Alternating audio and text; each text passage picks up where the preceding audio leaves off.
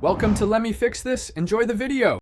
In this video, I will explain how to open your Maserati Levante hood. It's a straightforward process, but knowing the exact steps ensures you do it correctly and safely. We'll start by finding the main release inside the cabin, then move to the front for the secondary latch. This guide will help you access your engine compartment with ease. To begin, sit in the driver's seat and look beneath the dashboard, typically to your left. You'll find a small lever, often marked with a car hood icon. Give this lever a firm pull towards you.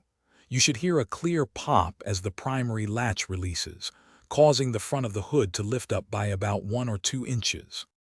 Now, walk to the front of your Maserati Levante. The hood will be slightly ajar.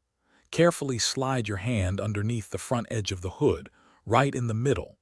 You'll feel a secondary safety latch. This is usually a small lever or tab that you need to push or slide to the side to fully disengage the hood's locking mechanism. Once the secondary latch is disengaged, you can now fully lift the hood. It should smoothly open upwards and remain securely in place, supported by its hydraulic gas struts. Always double-check that the hood is stable and fully open before you begin any inspections or maintenance.